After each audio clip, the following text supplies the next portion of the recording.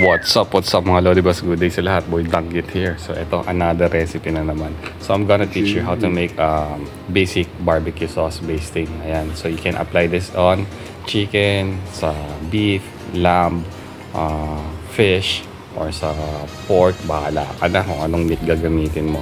Anong protein. Okay? So very easy and simple lang na ito. Papakita ko lang sa inyo yung recipe ng lamb chop. At na-apply ko rin siya sa chicken. So, yung end product lang natin ng chicken na napakita ko. Pero same process lang rin to. Okay? So, very easy and simple. Then, gawa rin tayo na itong dipping sauce natin para magkaroon ng extra layer of flavor. Okay? So, tara, tirahin na natin to. Lamb chops. Tara, tirahin natin to. Just to rub a little bit. Some chili powder. Up to you. Depende sa tolerance mo. Smoked paprika, pepper. So, yan lang gagamitin natin.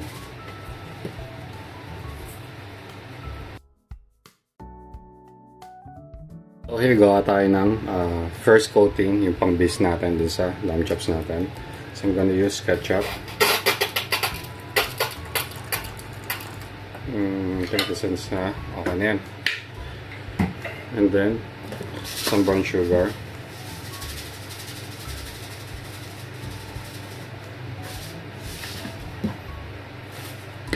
some black pepper,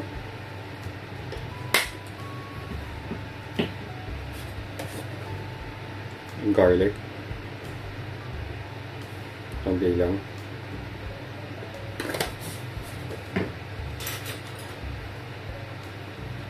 and then natin panggal.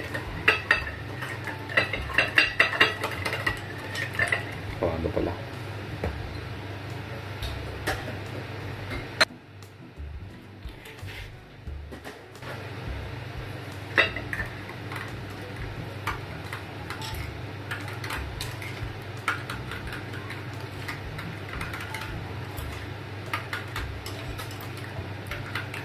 We're gonna put some spice cake also.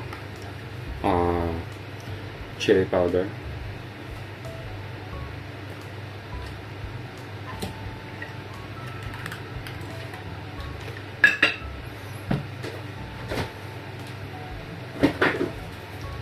And then we're gonna add some mustard as well. So we have here yellow mustard. Di kasha. Okay.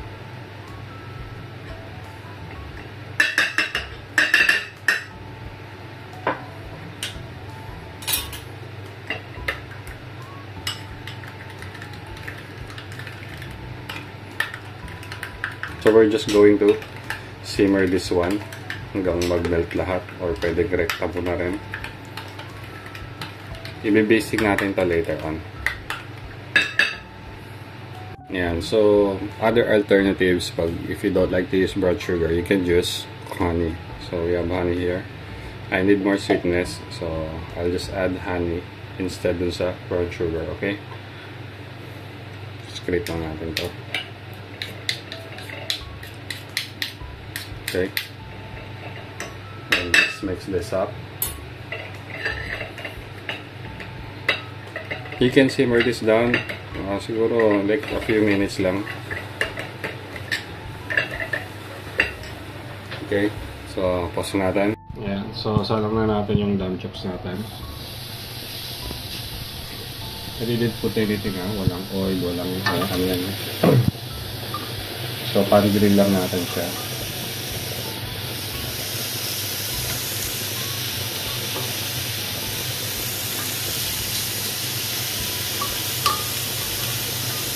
Okay. Ayan. So, our sauce, ito. Just add a little water para hindi siya mag-dry up ng sobrang lapot. Okay? Add some water. Ayan na. Ayan. So, let it simmer. Huwag nang iboboil, ha. Simmering lang, low fire.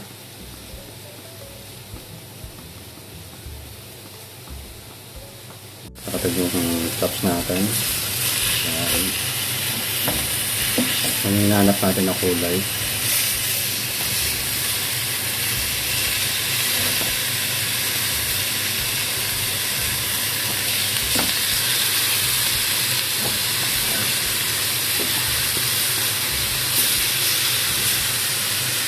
Okay. Okay, so okay na to. So it's like 1 to 2 minutes lang.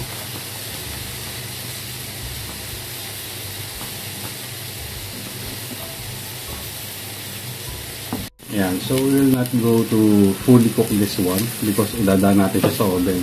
So we're just looking for these lines. Ayan, na mag-appear dun sa ating meat. Okay? So, kunin natin to. Ayan. So, it's not fully cooked ha. So, mga 50% pa lang siya. Medium. Approximately, nasa ano na to eh. Nasa medium rare na to. Medium rare na. So, here's our sauce. Ibabrush lang natin. And then, we're going to put this in our air fryer or oven. Okay?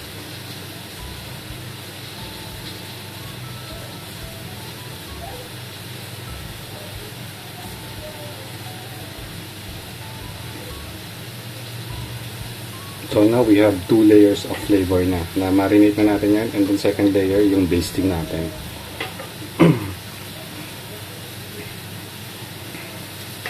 Actually, you can pwede mo na i-recta na sa griller, ilutuin mo na doon or i-oven mo. For me, I prefer oven kasi magkakaroon siya ng konting glaze, and then tawag na ito, for me kaya ko siyang tansyahin ng mas malambot yung lamb chops versus dun sa nakarekta na grill kasi medyo mamaya pa kami kakain, you know? So there's 2 option. Okay, usually oven pag sa mga resto kami, yan, oven. Okay, G. And then flip mo lang to other side, opposite. And so we're just sharing some knowledge here. Siyempre lahat tayo may kakaiba tayong technique.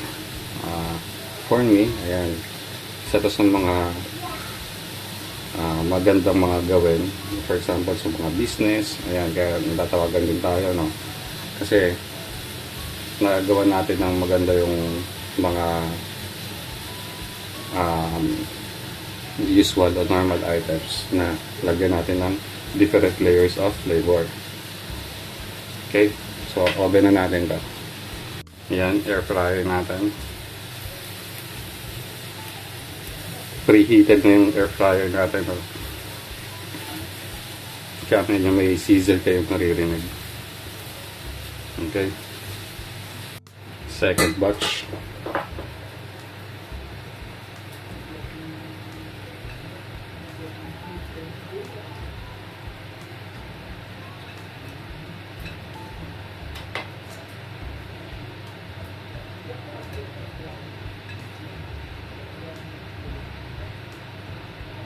So, lambot niyang lamb chops natin, no?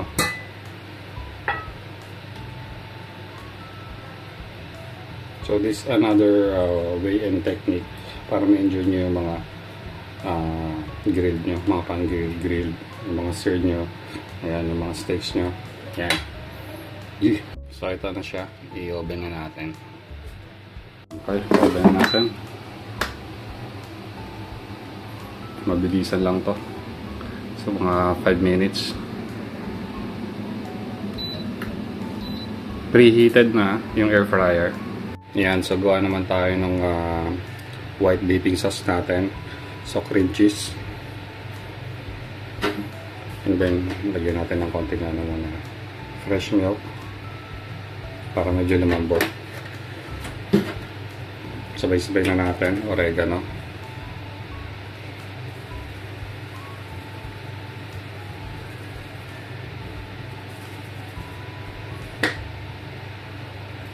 Black pepper. Pinch lang. Garlic powder. Onion powder kung meron kayo. And then, pag wala, okay lang din. But better if you have onion powder. So I don't have onion powder here. So ano lang natin to. Mas lang natin ng konti.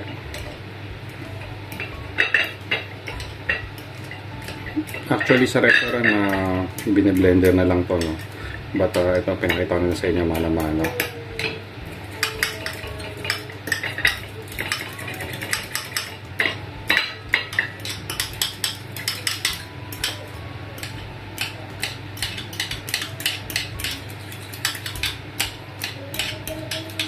Pag ayaw, i-blender natin mamaya. Cream cheese. So, next, we're going to put yogurt.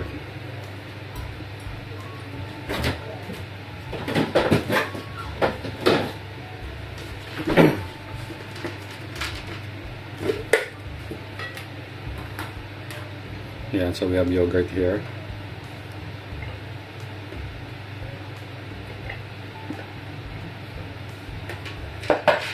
If you don't have yogurt, you can use mayonnaise. Then up to your choice na yan.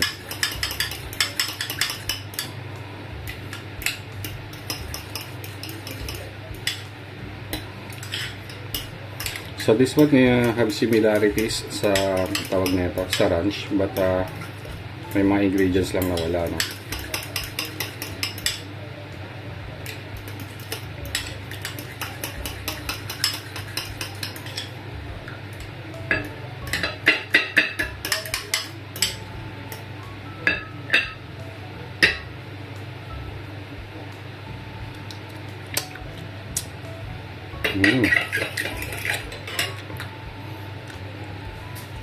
So may pagka-tangy siya na herby yung flavor.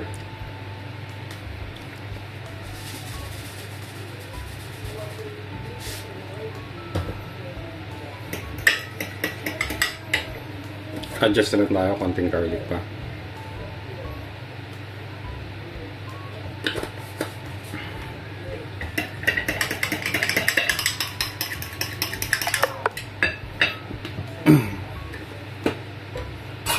Dagdag na lang tayo ng konting mayo.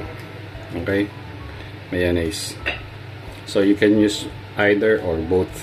Up to you. You can use yogurt pure, or you can use pure mayonnaise, or you can use both. 50-50 na lang. Done.